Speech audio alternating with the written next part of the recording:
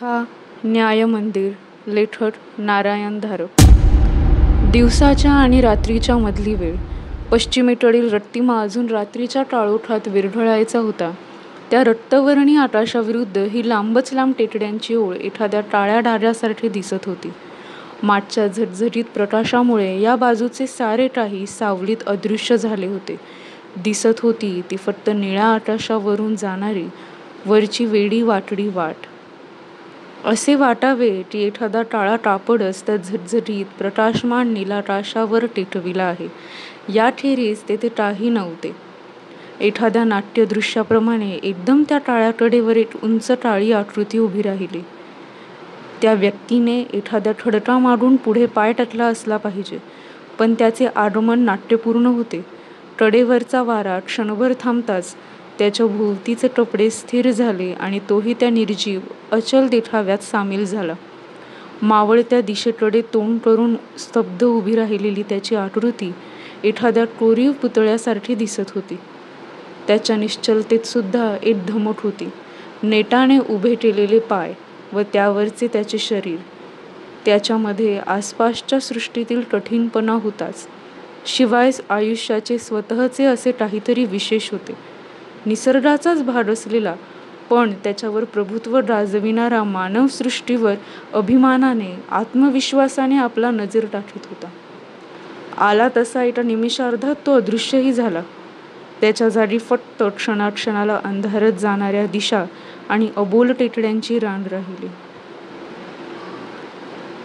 महाल माणसांनी गजबजून गेला होता. त्याच्या प्रशस्त उंच खिडक्यांनी रंगीबेरंगी प्रकाश, वाद्यसंगीताचे सूर, हसण्या बोलण्याचा आवाज बाहेरच्या बागेत हिरवळीवर, अवकाशात ओसंडत होता. संस्कृतीच्या उच्च शिखरावर येऊन पोहोचलेला मानव आपले मनोरंजन करीत होता. या सर्वांपासून अलिप्त अशी एक पांढरी शुभ्र स्त्रीची आकृती बाहेरच्या एका दगडी बाटावर बसली होती. तिच्या भोवतालून स्त्री-पुरुषांची जोडपी, स्त्रियांचा किंवा पुरुषांचा घोळका तिच्याकडे कुतूहलाने पाहत वावरत होता, पण तिचे त्यांच्यापैकी कोणाकडे लक्ष नव्हते. बाटाच्या मागे डोके टेकून, डोळे मिटून ती शांतपणे, निस्तब्धपणे बसली होती. आतील एक लालसर दिव्याचा प्रकाश तिच्यावरून ओघळत होता. त्या प्रकाशात कोणालाही तिचं अप्रतिम सौंदर्य दिसलं असतं. काळेभोर दाट कुरळे केस, त्याखाली बदामाच्या आकाराचा चेहरा, पातळसर वक्राकृती भिवया, नयनांना झाकणाऱ्या रेशमी लांब पापण्या, रेखीव पातळ नाक, स्वतःच्या विचारात किंचित दुमडलेले गुलाबी ओठ, त्याखाली निमुळती हनुवटी, हंसासारखी डौलदार नितळ गोरीपान मान व त्याखाली तारुण्यानं बहरलेलं शरीर. हातात एक पेला घेऊन कोणीतरी तिच्याजवळ थांबलं. नीलम. तिनं अर्धवट डोळे उघडून उभ्या असलेल्या व्यक्तीकडे पाहिलं. नीलम, एकटीचशी बसलीस? चल ना आत. नको राज, मला एकटीला बसू दे. आज माझं लक्ष लागत नाही. तिच्या पुढे पेला करीत राज म्हणाला, असं काय करतेस? सारे जण तुझी वाट पाहत आहेत. हे घे. मग बघ तुला कसा उत्साह येतो ते. त्या पेल्यातील द्रवाचा वास नाकात जाताच तिला एकदम उबग आला. तिने हाताने एकदम तो बाजूला केला. राज आश्चर्यानं म्हणाला, हे काय नीलम, मी स्वप्नात तर नाही ना? राज, मला एकटीला येथे राहू दे. माझं मन आज ठिकाणावर नाही. असं नाही चालणार. राजनं हातातील ग्लास रिकामा केला, शेजारच्या झाडीत फेकून दिला व नीलमच्या खांद्याखाली आणि पायाखाली हात घालून तिला तशीच उचलली. तिच्या धडपडीला त्यानं दाद दिली नाही. तिला तशीच हातात घेऊन दिवाणखान्याच्या दारातून त्यानं आतल्या प्रकाशात पाय टाकला. राज, मला सोड म्हटलं ना, मला आत्ताच्या आत्ता खाली ठेव. त्यानं तिला खाली उभं केलं. तिनं आपली नजर चारी बाजूकडे टाकली. आज तिच्या मनावर कसला अंमल चढला होता. आसपास वावरणारे, हसणारे, थट्टा विनोद करणारे लोक तिला रंगीत बाहुल्यांसारखे वाटले. सर्वत्र पसरलेला प्रकाश व एका बाजूनं येणारं संगीत म्हणजे त्यांच्या भोवताली पसरलेल्या नाटकी जगासारखे वाटले. ती मनाशी सारखा विचार करीत होती, आज मला असं काय झालं आहे? रोज मला आकर्षक वाटणारं माझं हे जग आज एकाएकी असं निरस, उदासवाणं का वाटत आहे? मला रोज हसविणारे यांचे थट्टा विनोद आज असं पोरकटपणाचे का वाटत आहेत? प्राणाला रोज मधुर वाटणारं संगीत आज नादहीन, तटस्थ का वाटत आहे? रोज हवी हवीशी वाटणारी मदिरा आज मला एखाद्या जहरी विषासारखी का वाटत आहे? माझ्या शरीराशी रोज लढत करणारा राज हा चंदन हे जवळ येताच आज माझ्या अंगावर शहरा का येतो?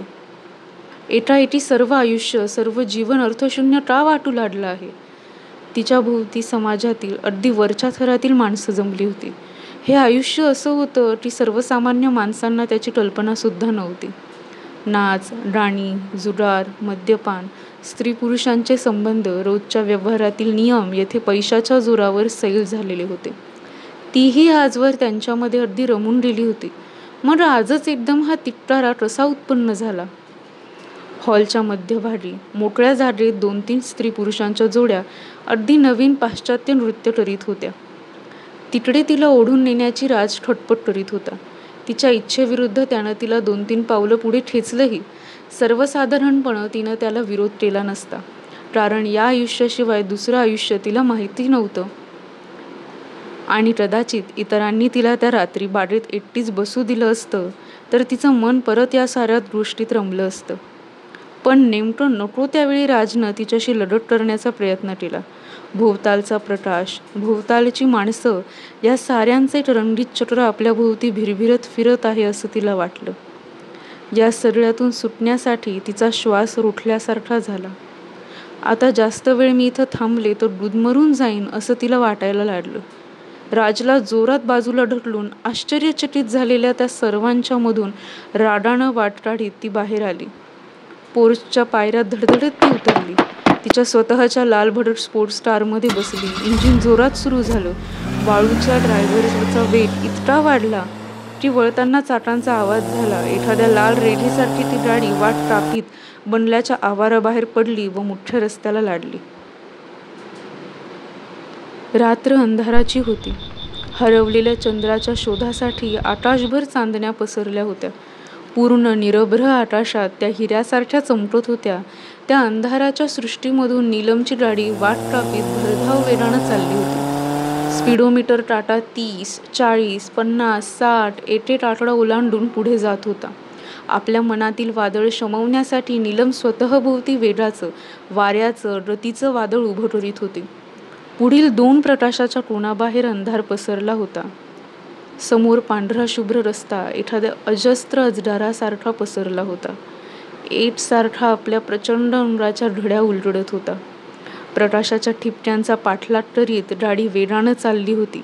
या शीघ्रगतीनंच मनावर, मेंदूवर एक प्रकारची गुंगी येत होती. खूप लांबवर तिला एक काळा टिपका दिसला. जसजसा तो जवळ येत चालला तसतसा अधिक स्पष्ट होऊ लागला. रस्त्याच्या कडेला उभी असलेली ती एक गाडी होती. रस्त्याच्या मध्यभागी एक मनुष्य उभा राहून तिला हातानं गाडी थांबवण्याची खूण करीत होता. रात्री अपरात्री एकटी गाडीत असताना अशा निर्जन जागी गाडी थांबवण्यातला धोका आज तिच्या ध्यानात आला नाही. ब्रेक लावून तिनं गाडी उभी केली व दिवे बंद केले. तो मनुष्य तिच्या बाजूला आला. एक हात दारावर ठेवून तिनं विचारलं, काय झालं आहे? तो मनुष्य जवळ आल्यावर तिनं नीट पाहिलं. त्याच्या अंगावर मॅकॅनिकचे कपडे होते. अंग व हात काळे झाले होते. केस वाढलेले होते. चेहऱ्यावर 2-3 दिवसांची दाढीची वाढ होती. त्यालाही जवळ आल्यावर मग दिसलं की गाडीत नीलम एकटीच आहे. त्या अर्धप्रकाशात त्याचे डोळे एकदम चमकले. त्या वेळात दुसरा एक माणूस नीलमच्या गाडीच्या दुसऱ्या बाजूनं दुसऱ्या दारापाशी येऊन पोहोचला होता. तोही याचाच साथीदार असावा. त्याचेही कपडे घाणेरडे, तेलकट होते. चेहरा राकट होता. नीलमला आता आपल्या मूर्खपणाचा पश्चाताप होऊ लागला होता. तरी ती मोठ्या आवाजानं परत म्हणाली, काय झालं आहे गाडीला? कशासाठी थांबायची खूण केलीत? तिच्या प्रश्नांना उत्तर देण्यास त्यांनी खूप वेळ घेतला. आमच्या गाडीचा एक पार्ट मोडला आहे. तो बदलून आणायला शहरात जायला हवं.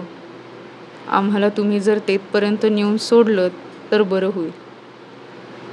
तिच्या ताबडतोब लक्षात आलं की तो खोटं बोलत आहे. आपल्याला एकटीला पाहून त्याच्या मनात नक्कीच काहीतरी टाळंबेरं आलेलं आहे. इंजिनची किल्ली फिरवत ती शक्य तेवढ्या अधिकारानं म्हणाली, मला ते शक्य नाही. मागून ट्रक येत आहे, त्याची मदत घ्या. पण तरीही दोघांनी दारावर ठेवलेले कोपरापासूनचे हात काढले नव्हते. दोघे एकमेकांकडे विविक्षित हेतूनं पाहत होते. तिच्या छातीत आता धडधड व्हायला लागलं. काही न बोलता तिने एकदम स्टार्टर दाबला व ब्रेक सोडला. पण गाडी एखादा इंच हलते न हलते तोच तिच्या जवळच्या इस्मानं आत हात घालून किल्ली फिरवली. इंजिन ऑफ केलं व किल्ली काढून घेतली. त्याचा हात धरून नीलम संतापानं म्हणाली, "हा काय हलकटपणा चालविला आहे, द्या इकडे किल्ली." त्यांनी संकेतानं काहीतरी ठरवलं व दोघांनी दोन्ही बाजूनी दारं एकदम उघडली. तिच्या ओठापर्यंत आलेली किंकाळी डावीकडून आत आलेल्या माणसानं तिच्या तोंडावर हात ठेवून तशीच अडकविली व तिला एका बाजूला ओढले. त्या सरशी इतका वेळ तिच्या शेजारी उभा असलेला इसम गाडीत ड्रायव्हरच्या जागी शिरला व किल्ली लावून त्यानं गाडी सुरू केली. तिला पकडणाऱ्या माणसाच्या हातून सुटण्यासाठी नीलमनं अतोनात खटपट केली. तिच्या तरुण शरीरात भरपूर जोर होता, पण किती झालं तरी ती स्त्रीच. शिवाय त्यानं मागच्या बाजूला तिला धरलं असल्यामुळे तिला काहीच हालचाल करता येत नव्हती. तोंडावरच्या त्याच्या हाताला ती एकदम कडाडून चावली, पण एक शिवी हासडून त्यानं मनगट इतक्या जोरानं तोंडावर धरलं की तिला श्वास घेणं सुद्धा कठीण झालं. तरी तिची धडपड चालू होती. खालच्या बाजूनं लाथ मारून एकदा तिने गाडी चालवणाऱ्याचा पाय ॲक्सिलेटर पेडलवरून उडवला. तेवढ्यापुरती गाडी मंदावली, पण तिला पकडणाऱ्या माणसानं तिच्या पायावर पाय टाकून तेही अशक्य केलं. धापा टाकीत असह्य होऊन ती गप्प बसली. यापेक्षा आता काही करणं तिच्या आवाक्या बाहेरचं होतं. त्यांच्या नीच उद्देशाची पुरी कल्पना येऊन ती अगदी भयभीत झाली होती. गाडी थांबल्यावर किंवा उतरताना काही वाटेल ते करून त्यांच्या हातून निसटले पाहिजे, नाहीतर आपली धडगत नाही हे तिला कळून चुकलं होतं. भयानं विस्फारलेल्या डोळ्यांनी ती एकदा पुढचा रस्ता, एकदा शेजारी गाडी चालविणारा इसम यांच्याकडे पाहत होती. त्यांच्या कपड्यांचा, शरीराचा तेलकट घामट वास तिच्या भोवती पसरला होता. तिला त्याची शिसारी आली होती. आता जर मी यांच्या हातून सुटले नाही तर पुढच्या विचाराच्या केवळ कल्पनेनेच तिच्या सर्व शरीरावर भीतीचे शहारे येत होते. हा भाग त्यांच्या चांगलाच माहितीचा असला पाहिजे, कारण सुमारे फर्लांगभर पुढे जाताच मेन रोडवरून त्यांनी गाडी एकदम एका वळणावरून आड रस्त्याला घेतली होती. ते पाहिल्याबरोबर नीलमच्या मनातली रस्त्यावर कोणीतरी भेटण्याची, सुटकेची आशा कमी कमी व्हायला लागली. ही बाजू तर इतकी ओसाड, निर्जन होती की दिवसासुद्धा इकडे कोणी फिरकत नसे. मग या आडवेळी कोण येणार? गाडी आणखी आत, हमरस्त्यापासून, वहिवाटीपासून दूर चालली होती. रस्ता अगदी खराब झाला होता. सारखे दगड, खळगे लागत होते.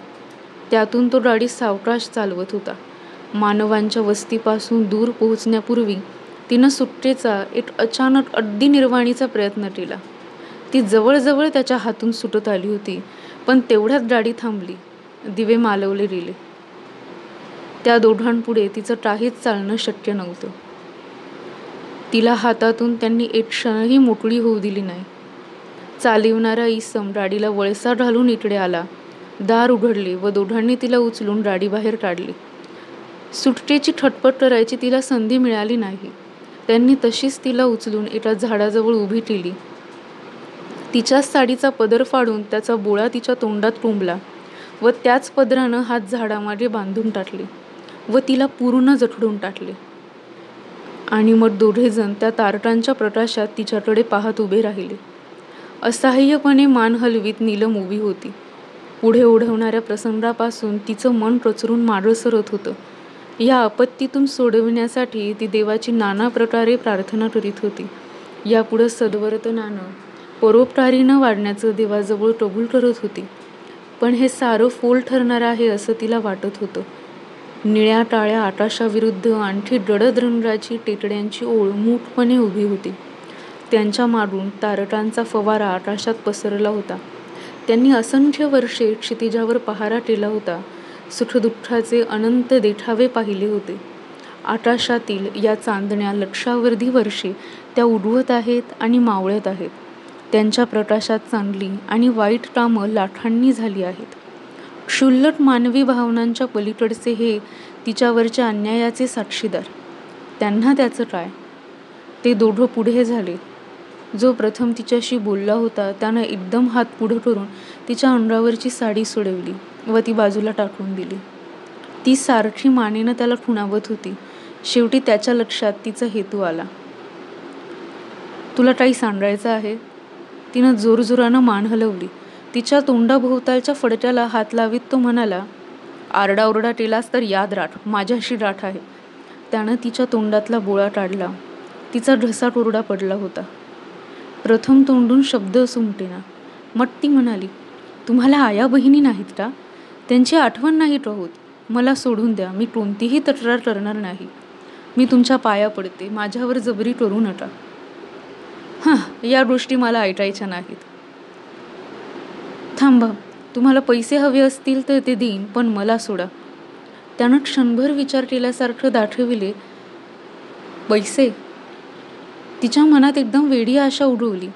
हो, पैसे. तुम्ही म्हणाल ती रक्कम, म्हणाल ते पोहोचती तरी. असं पैसे मागाहून देतात का कोणी? खरंच देईन मी, देवा शपथ देईन. म्हणाल ती रक्कम देईन.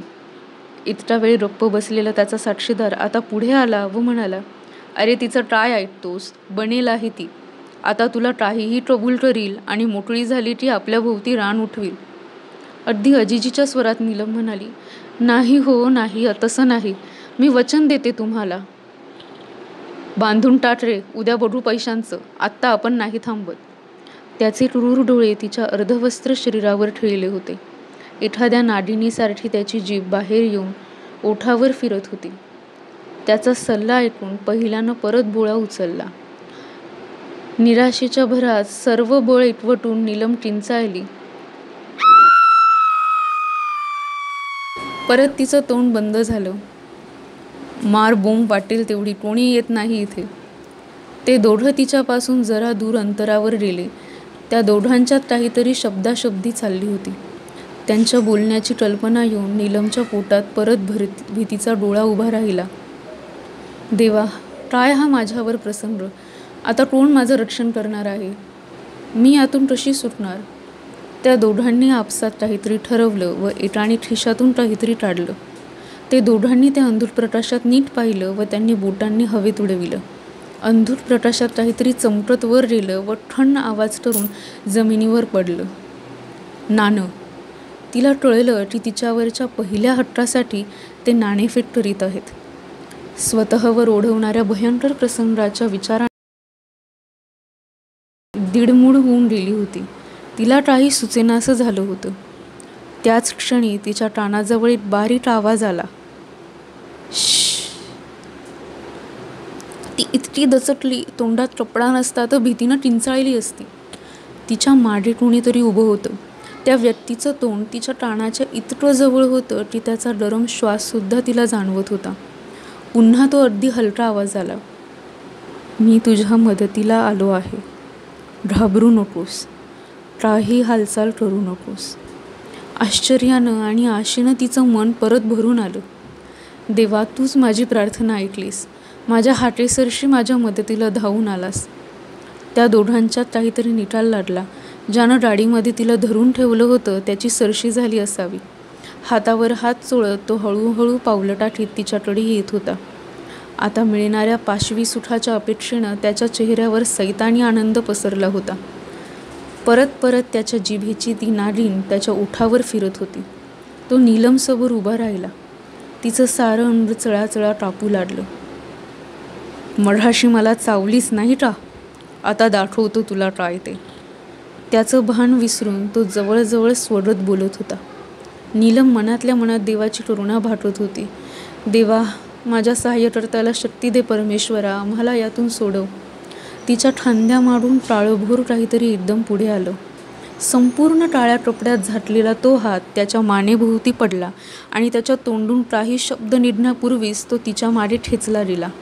मागच्या झुडपात काही वेळ झटापट झाल्याचा आवाज आला. त्याच्या आर्त स्वरात विव्हळल्याचा एकदा आवाज आला व मग सर्व शांत झालं. ही सारी घटना इतक्या झटपट झाली की दुसरा माणूस आश्चर्यानं डोळे फाडून नीलमकडे पाहतच राहिला. काय झालं होतं हे त्याला समजेनाच. पुढे जावं की मागे जावं या द्विधा मनस्थितीत तो तसाच भांबावून उभा राहिला. त्याच क्षणी त्याचा नाश पक्का झाला. कारण नीलमच्या मागच्या बाजूनं तिच्या मदतनीस धावून आलेल्या व्यक्तीनं आता आपलं अस्तित्व प्रकट केलं. तिच्या मागून अंधारातून एखाद्या चित्यासारखी झेप घेऊन तो त्या माणसांच्या अंगावर आला. अजूनही त्याच्या शरीराचा कोणताही भाग दिसत नव्हता. तो नठशिठांत टाळ्या टोपड्यात झाटलेला होता आणि एखाद्या टाळ्या चित्त्यासारखीच त्याची हालचाल सफाईदार होती, शक्तिमान होती. त्याच्या त्या तुफानी हल्ल्यामुळे तो माणूस एका मिनिटातच खाली पडला. नीलमच्या कानावर तिचे रक्त गोठवणारा एक चमत्कारी टट असा आवाज आला आणि तिच्यावर जबरी करू पाहणारा हल्लेखोर वेड्या वाकड्या अवस्थेत निश्चल पडून राहिला. खाली वाटलेली टाळी आकृती आता सावकाश पूर्ण उंचीपर्यंत उभी राहिली. त्यानं आपले हात एकदा झटकले व मग तो नीलमकडे सावकाश सावकाश आला. तिला दिसले की तो सहज 6 फुटांपर्यंत उंच आहे. त्याशिवाय त्या टाळ्या आवरणातून इतर काहीही दिसत नव्हतं. फक्त त्याचे रुंद खांदे, टोंबरेपाशी अर्धी निमुळती असलेली भारदार छाती व त्याखाली शरीर सहज तोलणारे, सावध पावलं टाकणारे पाय. त्याच मंद गतीनं तो तिच्या जवळ आला व त्यानं तिच्या तोंडावरचा कपडा सोडला. झाडामागचे हातही सोडले. रागानं, भीतीनं इतक्या वेळ नीलमनं स्वतःला कसं तरी शुद्धीवर ठेवलं होतं. पण आता या अचानक सुटकेमुळे तिच्या मनाचा सगळा जोर एकदम नाहीसा झाला व एक अस्फुट उद्गार काढून ती बेशुद्ध झाली. ती किती वेळ तशी होती तिला कळलंच नाही. पण चेहऱ्यावरील गार पाण्याच्या ओल्याव्यानं तिला शुद्ध आली. पहिल्या शुद्धीच्या क्षणी तिला वाटलं आपल्याला एखादं भयंकर स्वप्न पडलं होतं. परंतु समोरची चांदण्यांच्या प्रकाशातली रात्र, पाठीशी असलेलं झाड हे जाणवताच तिच्या ध्यानी आलं की हे स्वप्न नाही, हे सर्व सत्य आहे. तिच्या जवळ अजून तो होताच. तिनं डोळे उघडलेले पाहताच तो म्हणाला, इथं जरा वेळ थांब, त्या दोघांची विल्हेवाट लावून येतो. तो उठून उभा राहणार तोच नीलमनं त्याचा हात धरला. आपण अगदी निर्वाणीच्या प्रसंगी माझ्या मदतीला धावून आलात. मी आपले आभार शब्दानं वर्णन करू शकत नाही. मी जन्मभर आपली ऋणी राहीन.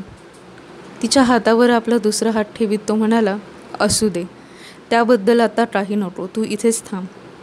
झाडामध्ये जाऊन पहिल्या माणसाला त्यानं ओढत आणले व मग दोघांचे हात धरून त्या खडबडीत रस्त्यावरून त्यांना तो ओढून नेऊ लागला. आपण आता इथं एकटं राहणार याची कल्पना येताच नीलम एकदम उठली. मग तिच्या ध्यानात आलं की आपल्या अंगावर पेटीकोटशिवाय वस्त्र नाही. तिच्या हालचालींकडे त्याचं लक्ष जाताच त्याचा हातातला तो बोजा बेफिकीरपणे खाली टाकला व तो उभा राहिला. मधाच्या त्या रुंडांच्या नजरा तिच्या शरीरावर ठेवल्या होत्या. तेव्हा नीलम संतापली होती, रागानं लाल झाली होती. पण आता दृष्टीसमोर आपली ही अर्धवस्त्र टाळ्या येताच ती लाजेनं लाल झाली.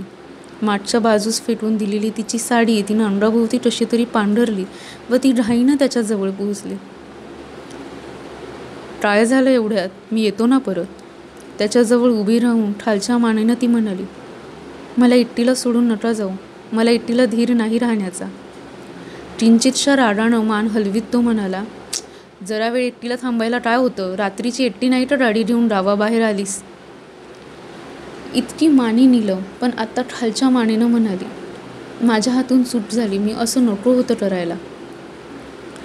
त्याचा आवाज एकदम खाली आला. तिच्या खांद्यावर हात ठेवून तो म्हणाला, सॉरी, असं नको होतं मी बोलायला. चल, तुला माझ्या राहायच्या जागी पोहोचवितो, मग यांच्याकडे पाहतो. चल, जवळच आहे. त्यानं झपाझप झाडातून चालायला सुरुवात केली. नीलम थकलेली होती. अशा तऱ्हेचं चालणं तिच्या परिचयाचं नव्हतं. तरीही काहीही तक्रार न करता ती अडखळत, ठेचाळत त्याच्या मागे निघाली. आपण कुठे आहोत याचा तिला ठाव ठिकाणासुद्धा नव्हता. कोणाबरोबर चाललो आहोत याची कल्पनाही नव्हती. तिनं त्याच्यावर एवढा आंधळ विश्वास टाकला होता की तिच्या मनात शंकेलाही जागा नव्हती. आत्ताच्या क्षणी त्याच्या प्रत्येक शब्द आज्ञेसारखा मानायला ती तयार होती. समोरच्या टाळोखात एकदम त्यांच्यासमोर बसत्या घराची एक आणखी गडद सावली आली. तो दारापाशीच थांबला. धापा टाकीत ती त्याच्यापर्यंत येऊन पोहोचली. तू आत जा व दाराला कडी लावून बस. उजव्या हाताला दिव्याचे बटन आहे. मी आलो की दारावर 3 थापा मारीन. आत थांबशील ना? हो. तिचा शब्द ऐकताच तो परत टाळोखात दिसेनासा झाला.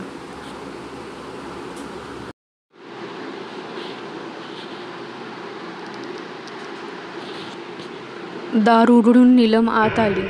आपल्या मागे तिनं दार लावलं, कडी घातली व मग भिंतीवर हात फिरवून दिव्याचं बटन हाताला लागताच दिवा लावला. इतका वेळ अंधारात असल्यामुळे प्रथम त्या प्रखर प्रकाशानं तिचे डोळे दिपूनच गेले.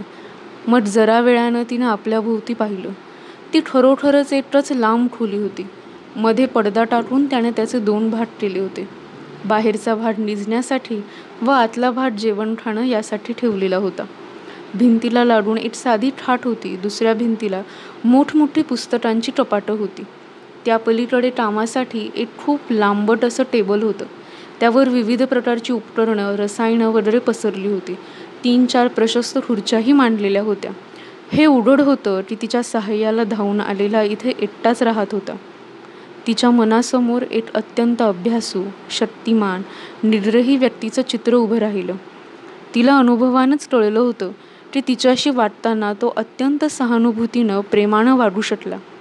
त्यावेळी तिच्यावर हल्ला करणाऱ्यांशी त्याचं वागणं वज्रासारखं कठीण होतं. अजून तिच्या डोळ्यांसमोर अंधारातून त्यानं घेतलेली वाघासारखी झेप येत होती. या क्षणी तिला आपल्यावर ओढवलेल्या प्रसंगाची खरी कल्पना आली. त्यानं जर ऐनवेळी आपली सुटका केली नसती तर त्या राक्षसांनी आपल्या साऱ्या देहाची, अब्रूची, लज्जेची माती केली असती. त्याचे उपकार ती कशी फेडणार? स्त्रीसुलभ कुतूहलानं तिच्या मनात विचार येत होते. हा कोण असावा? इथं एकटा का राहत असावा? त्यानं स्वतःला काळ्या कपड्यात का झाकून घेतलं आहे? आजच्या 20व्या शतकात या गोष्टी शक्य आहेत का? का मलाच हे वेड्यासारखे काहीतरी भास होत आहेत? आपल्या शरीराकडे तिनं पाहिलं. फाटकी साडी तिनं शक्य तेवढी व्यवस्थितपणे स्वतःभोवती नेसून घेतली. तिला वाटलं आपला चेहराही खूप खराब झाला असेल, म्हणून आतल्या खोलीत पाण्याची बेसिन होती. तिथं तिने हात व चेहरा पाण्यानं धुतला. पण एक गोष्ट तिच्या लक्षात आली. त्या बेसिनवर आणि खरं म्हणजे त्या साऱ्या घरात एकही आरसा नव्हता. त्याची वाट पाहत तिने एका खुर्चीवर अंड टाकलं.